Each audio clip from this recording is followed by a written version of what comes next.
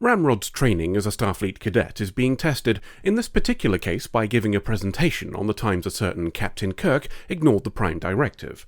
A bit of a sore spot for Janeway, which might be why she stops him and just tells him he's passed. It was a boring report, dryly delivered, at least according to the stranger in a Starfleet uniform that just appeared. A security alert alerts no security, what with our newcomer having stuck them in some time fuckery. Sounds like a dick move, so his actions and the title of the episode mean we're dealing with Q again. Pool Q pops in to explain who this new guy is, not that he's technically new.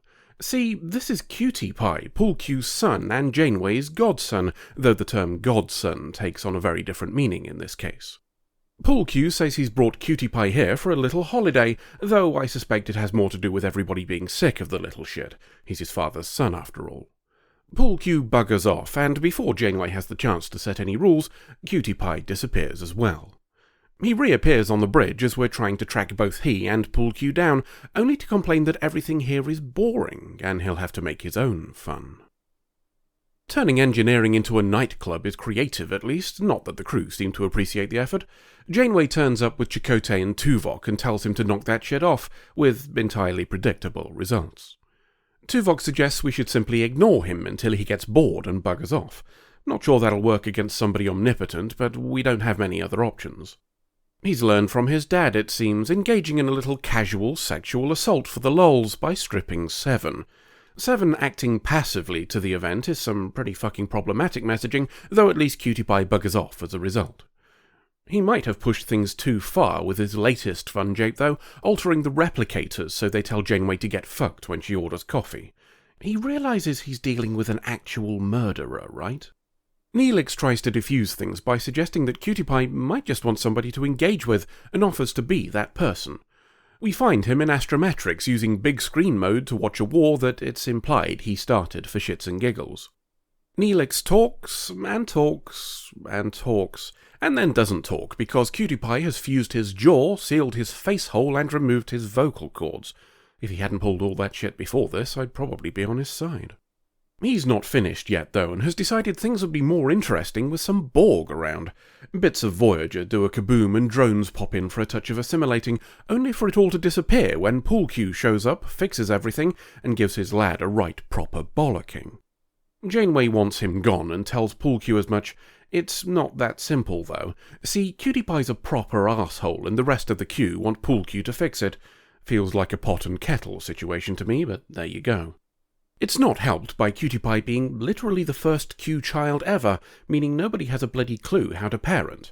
Janeway suggests spending time with him might make him understand, and Pool Q agrees. Well, I say agrees, more thinks that it's a great way to make Cutie Pie be compliant and obedient. That's basically the same thing, right? It hasn't worked. That's what Pool Q tells Janeway while she's bathing. I guess captains don't have to put up with sonic showers, but do run the risk of occasional omnipotent aliens sharing it with them. Anyway, it hasn't worked. Spending time with Cutie Pie, longer than he's been gone by the way because time fuckery, has only served to make him embarrassed of his dad. Learning that Pool Q always abandons efforts to discipline the little bugger sounds like a problem, so Janeway tells him he needs to follow through on providing consequences. I'm not sure turning him into an amoeba was an appropriate first step on the punishment scale, but then I don't have godlike powers, so maybe that's the Q equivalent of confiscating his PlayStation. He's pissed off about it when he's changed back, and even more so when he's told that he has a week to sort out his shit, or he'll be permanently amoeba'd. Oh, and they're taking his powers, too. A week, eh? Sounds like hard work, so naturally, Pool Q palms it off onto Janeway. See you in a week. Rather than just toss him out of an airlock, Janeway's actually going through with it. I suppose it could be her altruism, but having the power to send armed guards after him might also have played a part. It's not all bad, though. She's even given him his own quarters, which is more than she's done for 3 regular members of the crew. I suppose he needs it for resting, though. After all, this next week will be crammed with lessons on how to not be a dick. I can't wait to see how Paris will fit into the curriculum. A holodeck simulation on diplomacy seems like a good idea. Some Alpha Quadrant species are fighting over a big space rock or some shit, and Chakotay thinks this'll be a good way to make Cutie Pie understand the importance of maintaining order. Cutie Pie declines the offer of help, so Chakotay buggers off elsewhere to let him fail on his own. Or not. The participants are all applauding when he returns, Cutie Pie having just convinced the Cardigan to apologise for his species being massive arseholes to Bajorans. Smells completely above board. Another task is to write an essay on the history of the Q continuum. That's what he's telling Ramrod, while also complaining that he's never written an essay before and doesn't know where to start. That's a thought. Ramrod knows essays and shit. Why doesn't he give Cutie Pie some examples?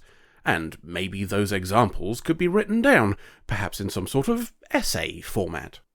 Janeway's no fool, and he swiftly rumbled. She knows the essay isn't his, and that he dicked with the holodeck to make everybody more friendly.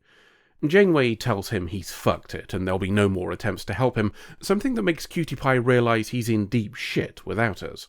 Suitably admonished, Janeway offers him a chance to continue, if he's willing to put in the actual effort.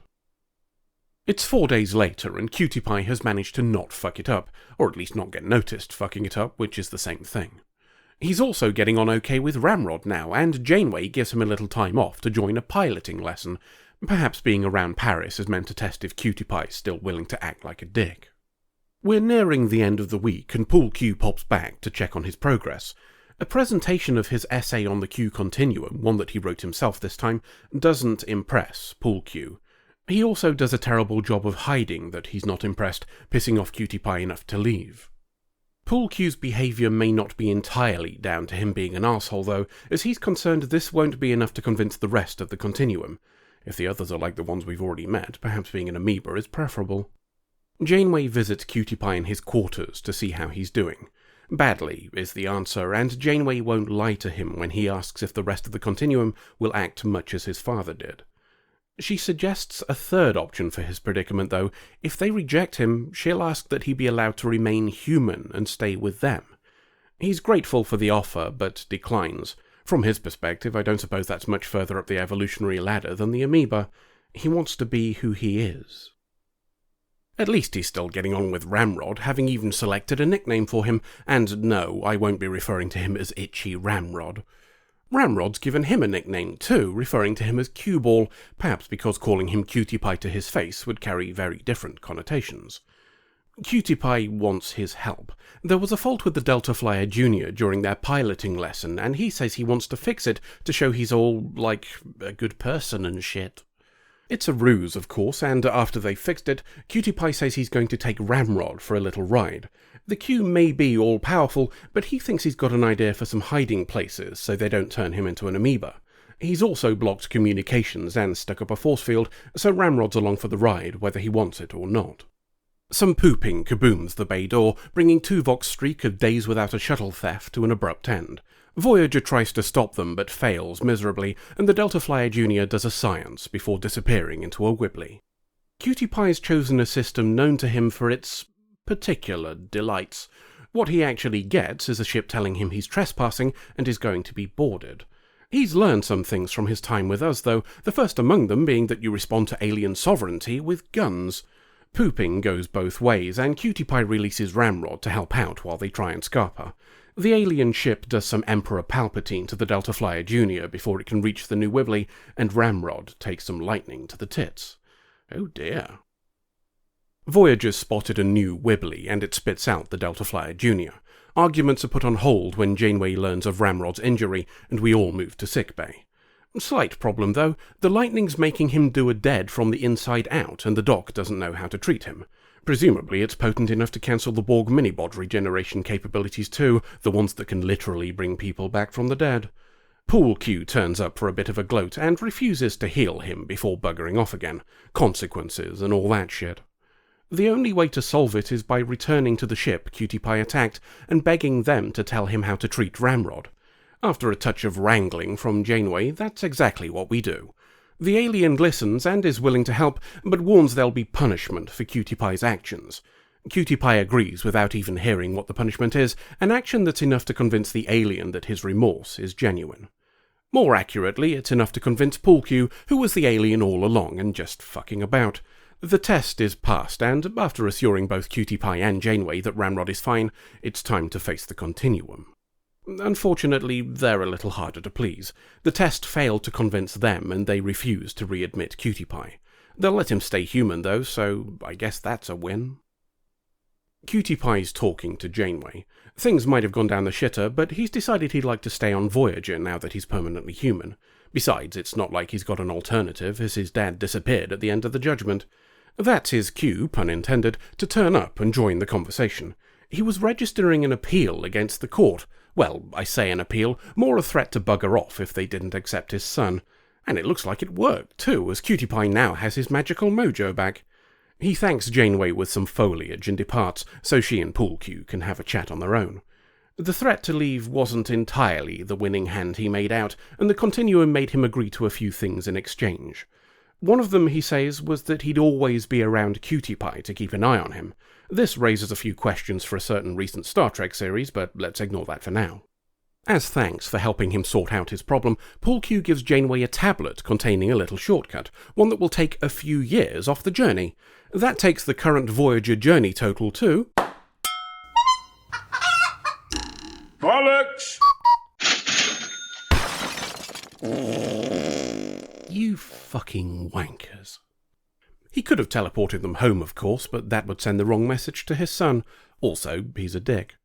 He disappears, leaving Janeway to decide what she's going to do with all of these dying plants as we fly away. And so we welcome, briefly, another member of the Voyager Shit Parent Support Group.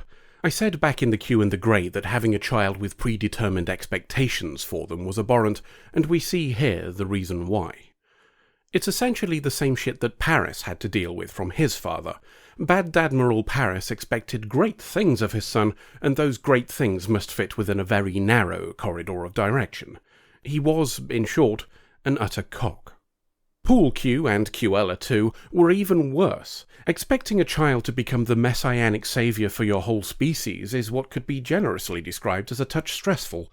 Hardly surprising, then, that he just fucked the whole thing off. We should at least give points to the episode for the ending being an acknowledgement of Pool Q's wank behaviour, whilst also providing a reconciliation of sorts. I think it'd be fair to argue that all comes a bit too easily, but we have only got 40 minutes to work with. While we're discussing behaviour, I suppose we should call out the problematic aspects again before we wrap up. It'll come as no surprise to long-time viewers that I have no time for the scene where Cutie Pie strips Seven. Pool Q forcefully kissing Janeway and appearing in her bath being played for laughs are equally bollocks. We covered the dodgy nature of Pool Q's actions previously, so we won't recap, but I will say his son learning that this behaviour is a source of entertainment is a perfect encapsulation of the problem with it being presented as such. I'd like to believe this was an intentional message, but that's a difficult argument to make for a show where one of the principal actors would pass out because her clothes were too tight. Ultimately, the episode is another entry into the It's Fine group. Q episodes can be all over the shop in terms of quality, but their one redeeming feature is the scenery-chewing ham of John Delancey.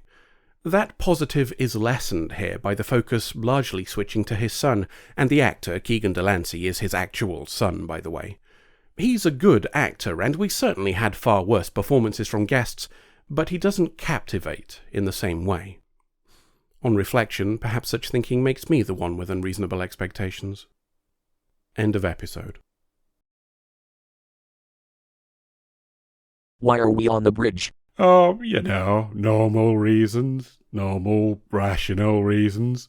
Reasons that have nothing to do with the guy who runs this place realising he has a load of Voyager backgrounds and only a handful of episodes left. Sounds entirely legitimate. Doesn't it, though?